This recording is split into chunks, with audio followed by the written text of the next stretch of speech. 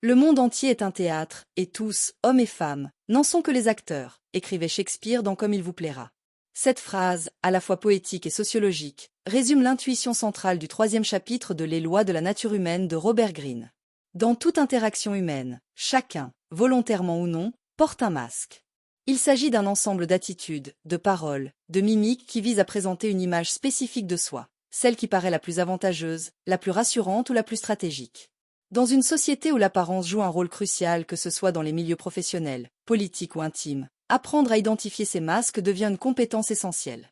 Robert Greene nous met en garde. Se fier aveuglément aux mots et aux apparences, c'est risquer d'être manipulé. À l'inverse, celui qui sait lire entre les lignes, observer les gestes, décrypter les intentions, gagne en lucidité et en puissance relationnelle.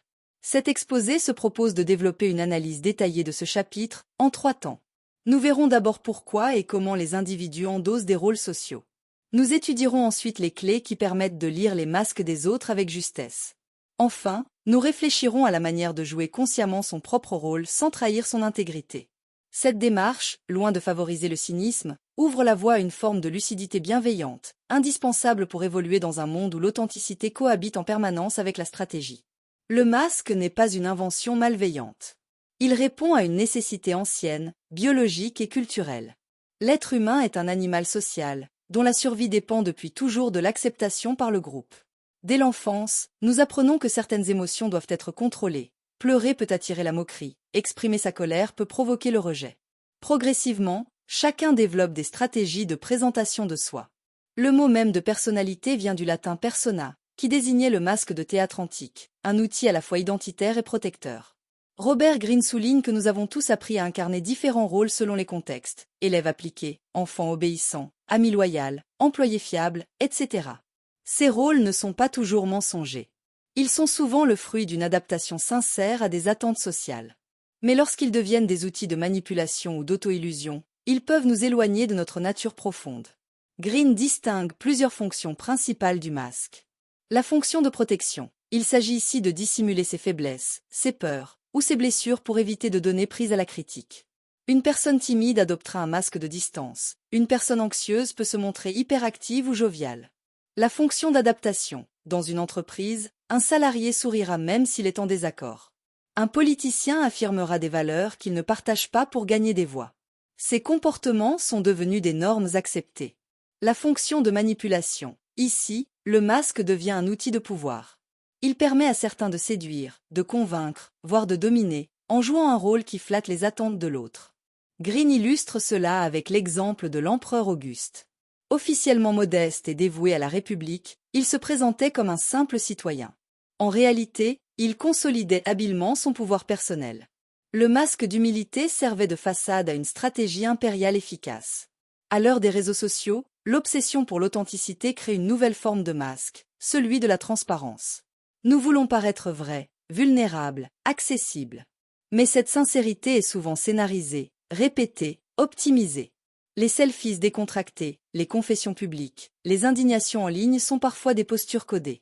Ainsi, le masque ne disparaît pas, il change de forme. Le sociologue Erving Goffman, dans la présentation de soi dans la vie quotidienne, expliquait déjà que la vie sociale est une série de performances. Greene actualise cette idée à l'ère numérique. Il ne s'agit pas de condamner cette tendance, mais d'en être conscient. Dans nos interactions quotidiennes, nous avons tendance à prendre les gens au mot. Cette attitude, souvent fondée sur un a priori de bonne foi, fait de nous des cibles faciles pour les manipulateurs.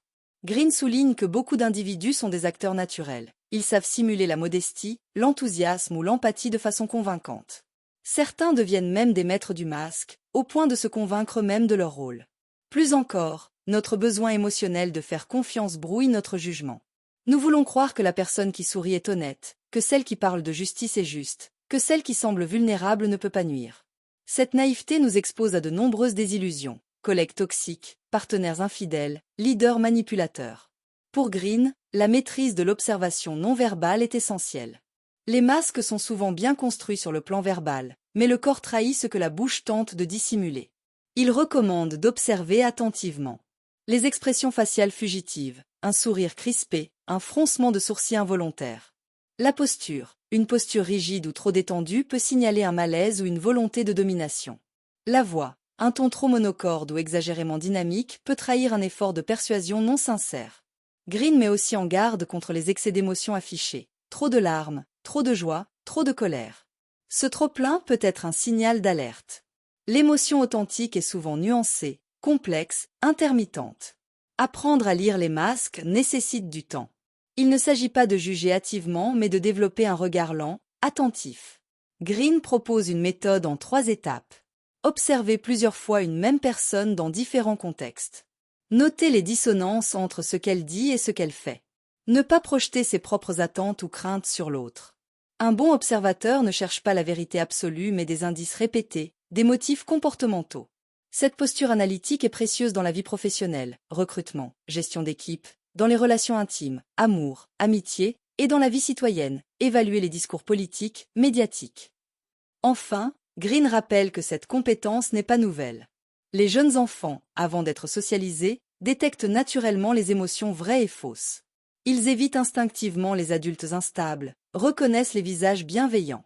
Cette intuition se perd avec le conditionnement social. L'objectif est donc de réactiver cette capacité intuitive, non pour juger ou exclure, mais pour mieux comprendre. Une observation juste n'est pas une condamnation. Elle permet d'ajuster nos réponses, d'éviter les conflits inutiles et de gagner en clarté relationnelle. Une erreur fréquente consiste à opposer radicalement authenticité et jeu de rôle. Or, comme le rappelle Green, nous avons tous besoin de jouer des rôles. Il ne s'agit pas de tricher, mais de répondre aux attentes d'un contexte donné. Un enseignant ne parlera pas de la même manière devant sa classe et lors d'un dîner familial. Un médecin en consultation doit se montrer rassurant, même s'il est inquiet. Ces ajustements sont naturels, parfois même nécessaires pour préserver une relation ou garantir une efficacité sociale. La question centrale est donc, jouons-nous un rôle pour cacher ou pour mieux interagir? Lorsque le masque devient un outil de communication bienveillant et conscient, il n'est pas synonyme de trahison, mais de diplomatie. Green insiste sur l'importance d'une gestion consciente de sa propre image. Cela signifie choisir, plutôt que subir l'impression que l'on donne. Il ne s'agit pas d'être manipulateur, mais d'être maître de ce que l'on projette. Par exemple, adopter une posture d'écoute face à une personne en détresse, même si l'on se sent soi-même fragilisé. Se montrer ferme et posé dans un conflit professionnel, afin de désamorcer l'agressivité. Atténuer ses émotions visibles en contexte diplomatique, pour ne pas perturber les échanges. Cette gestion de l'image demande de la préparation, de l'attention et une certaine flexibilité. Elle repose aussi sur une connaissance de soi approfondie. On ne peut pas contrôler ce que l'on ignore en soi. Le masque devient un problème lorsqu'il entre en contradiction avec notre moi profond. Le surjeu, le faux-semblant, l'imitation permanente des autres produisent à terme une fatigue psychique, voire un sentiment de vide. À l'inverse, un masque ajusté, c'est-à-dire une présentation de soi consciente, stable et cohérente, permet d'évoluer avec confiance dans des environnements variés. Green suggère que les grands leaders, les artistes inspirants ou les enseignants marquants ne sont pas ceux qui révèlent tout d'eux-mêmes, mais ceux qui offrent une image claire, rassurante et alignée. Ils sont lisibles sans être transparents. Leur masque devient une extension de leur mission, non une dissimulation opportuniste. Jouer un rôle n'est pas condamnable en soi. Ce qui importe, c'est l'intention. Mentir pour obtenir un avantage égoïste n'est pas équivalent à adapter son comportement pour aider, pour enseigner ou pour construire un climat apaisé. Cette nuance est fondamentale. Maîtriser son masque, dans cette optique, relève d'une éthique du rapport à l'autre. Il ne s'agit ni de se montrer tout entier ni de se cacher entièrement, mais d'offrir à autrui une version de soi lisible, juste et adaptée. Ce savoir-être, loin du cynisme, est une forme de maturité relationnelle. Ce 3e chapitre de Robert Greene nous rappelle une vérité simple et souvent oubliée. L'apparence est une construction. Chacun de nous, à chaque instant, joue un rôle. Ce rôle n'est ni bon ni mauvais en soi. Il est le produit de notre besoin d'être compris, accepté. Mais lorsqu'il devient inconscient, incontrôlé ou manipulateur, il peut devenir source de confusion, de souffrance ou de trahison. Comprendre les masques que portent les autres, c'est se donner les moyens de mieux interpréter le réel. Ce n'est pas juger, mais observer. Ce n'est pas dénoncer, mais décrypter. En apprenant à lire les gestes, les silences, les postures, nous reprenons le contrôle sur nos relations. En observant sans naïveté, nous pouvons répondre avec justesse. De même, apprendre à gérer son propre masque, ce n'est pas mentir, c'est ajuster sa communication pour rester fidèle à son intention tout en respectant l'environnement relationnel. La maîtrise du masque est une compétence relationnelle, au service de la paix, de l'authenticité et de la cohérence. Elle permet d'éviter les conflits inutiles, de poser des limites sans violence, d'exercer un leadership serein. Ainsi, l'enseignement de Green ne pousse pas à la manipulation, mais à la lucidité. Il invite à une double vigilance, sur soi et sur autrui. Cette vigilance n'est pas de la méfiance, mais une forme de responsabilité. Elle nous permet de tisser des liens plus vrais, plus solides et plus respectueux. Dans un monde saturé d'images, de paroles et d'émotions surjouées, développer cette intelligence des masques est un acte de sagesse. C'est, au fond, l'un des chemins les plus sûrs vers une relation à l'autre plus humaine, plus consciente et plus libre.